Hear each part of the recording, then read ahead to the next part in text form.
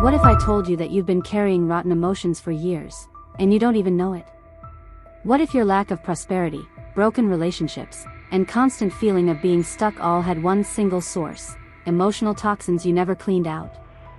Most people watch what they eat, what they drink, but what about what they feel? They live emotionally intoxicated. They collect frustrations, traumas, insecurities, and resentment like trophies. But here's a hard truth: unprocessed emotions are emotional trash that stinks up your present and contaminates your future. You weren't born broken. You were wounded. And what doesn't get cleaned, rots. The good news is, yes, you can emotionally cleanse your mind, not to forget what happened, but to reinterpret it from a place of power. Emotionally detoxing is like showering from the inside out. It's possible and necessary. It's not a luxury, it's survival. And we're not talking about spending years in therapy. We're talking about understanding how these toxins operate inside you. The resentment you hide behind your smile. The guilt you carry for past decisions. The fear that paralyzes every attempt to move forward.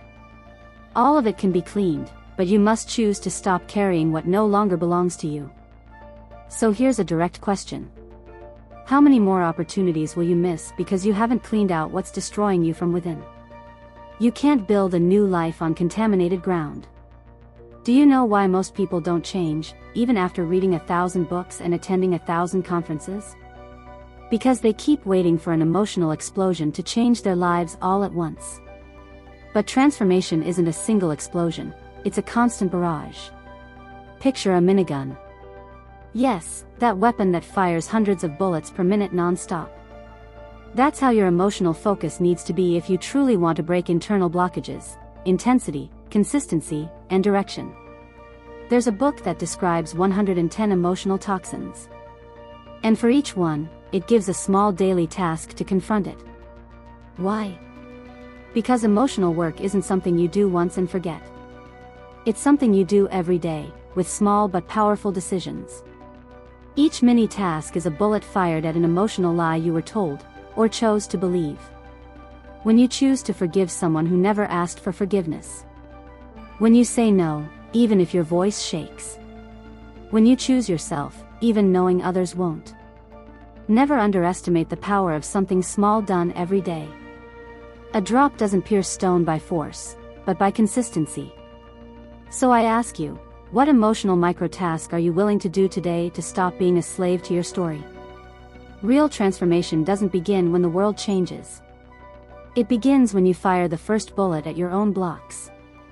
Do you know why most people fail to change, even after reading 1,000 books and listening to 1,000 talks?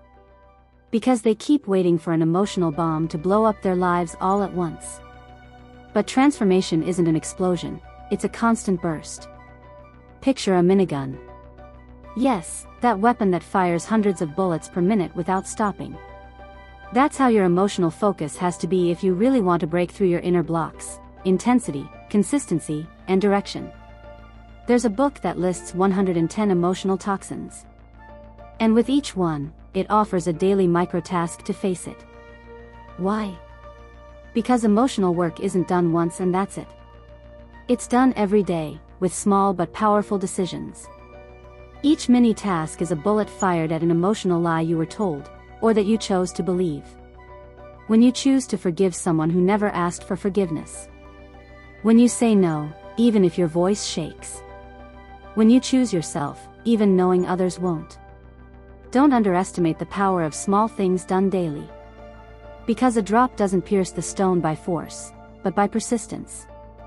So I ask you, what emotional microtask are you willing to do today to stop being a slave to your own story? Real transformation doesn't begin when the world changes. It begins when you fire the first bullet at your own internal blocks. Most people live in emotional confusion because they don't know how to distinguish what they feel from how they react. Feelings and emotions are not the same. And if you don't understand the difference, you become an emotional puppet. Listen to this: feelings are conscious interpretations of the real world. They are thoughts that shape your internal experience. Emotions, on the other hand, are automatic reactions to those feelings. They're impulses. They're visceral responses. And you know what's craziest? One doesn't understand the other unless there's clarity. It's like two different languages fighting inside you. For example, you feel sadness because you interpreted someone's behavior as rejection. But you react with anger, because that emotion tries to protect your wounded ego. The result? You lash out at someone who didn't even truly hurt you. Unnecessary drama. High emotional cost. As long as you believe everything you feel is true, you'll remain chained to primitive reactions. You are not what you feel. You're not what you react to either. You are the one who chooses how to interpret and what to do with it. And here's today's question. How many times have you sabotaged yourself because you didn't understand where your feelings were really coming from? Emotional clarity is not optional. It's the foundation of a free life. Reality isn't what they told you. It's what's right there, in front of your eyes, without filters. But most people don't see the world, they interpret the world. And they do it through the dirty lens of their cultural beliefs. Let me give you a brutal example. In many countries, a cow is food. In India, a cow is sacred. Who's right? The answer is simple, both and neither. Because the cow is just a cow. The rest is interpretation. The same happens with money, success, love, and failure. You don't react to what's real. You react to what you believe it means. And that's where chaos is born. Because if your beliefs are distorted, your emotions will be too. And you'll suffer over things that don't even exist outside your interpretation. Reality is physical and natural. What you feel in front of it is mental and cultural. Do you realize the power this gives you? If you can question your interpretations, you can change your world. So here's an uncomfortable question. What part of your life is being ruled by a cultural lie you've accepted as truth?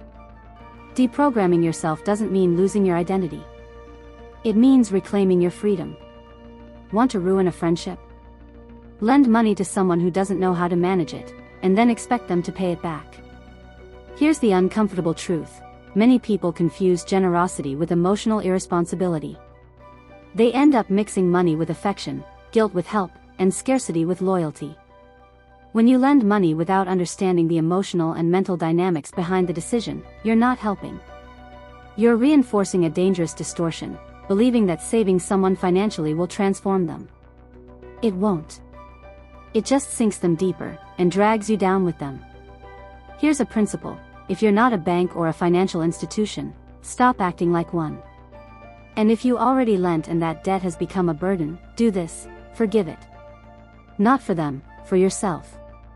Because every unresolved debt is an emotional chain anchoring you to the past.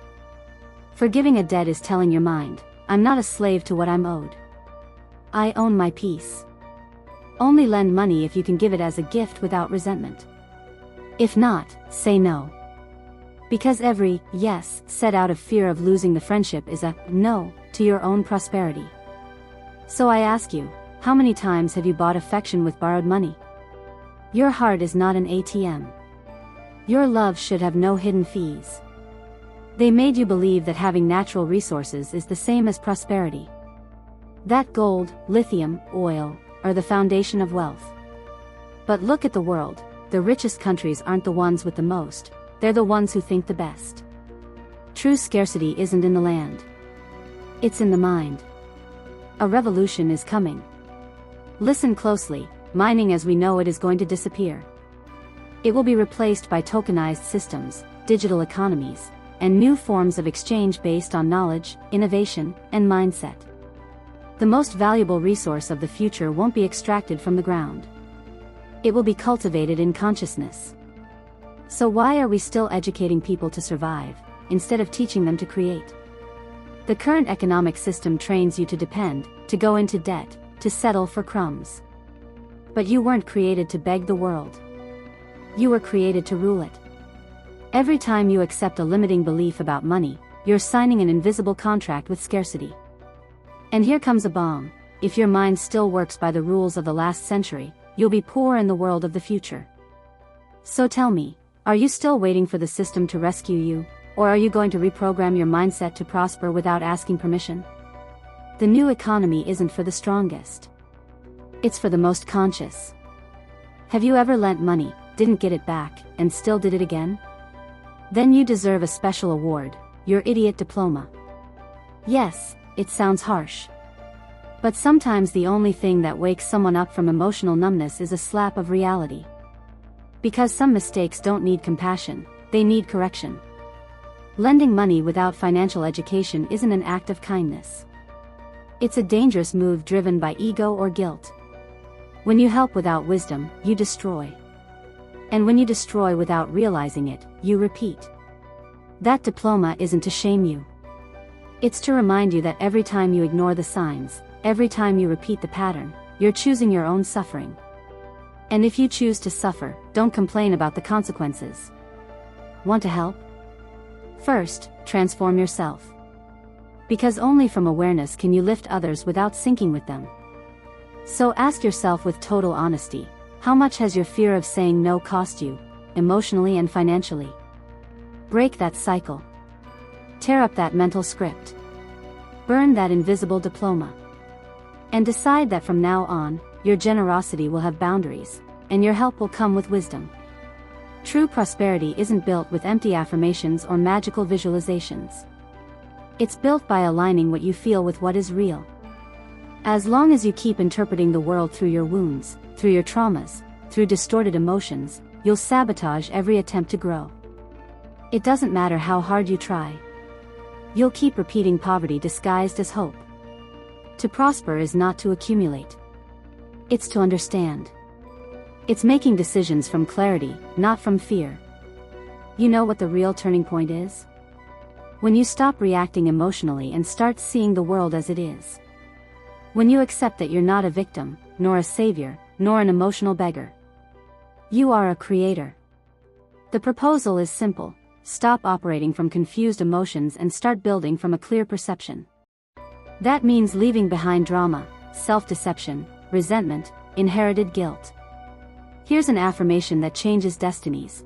When your feelings align with reality, your power multiplies. So here's the closing question. Will you keep chasing a prosperity you don't understand, or will you build one that's aligned with who you really are? The door is open. But only those who dare to see beyond their emotions can walk through it. If you've made it this far, you've already taken the first step, opening your eyes. But opening your eyes isn't enough. You have to decide to look. Today I showed you that your emotions aren't the enemy, but they can become your prison if you don't understand them. We talked about emotional toxins, daily microtasks, absurd cultural beliefs, loans that destroy, outdated mental systems, and how your reality only changes when you change first. Now it's your turn. Will you keep reacting like always, or act like never before? You're not here by accident. You're here because your soul is tired of surviving. It wants to live. It wants to create. It wants to lead. So I invite you to do 3 things right now. 1. Subscribe to the channel if you haven't already. 2. Share this video with someone who needs emotional detox. 3. Drop a comment. Which of these insights hit you the hardest? This is the moment. Not tomorrow. Not when everything's perfect. Now. Because if you don't master your emotions, they'll master your destiny. See you in the next video. And remember, you didn't come into this world to obey your emotions. You came to lead them.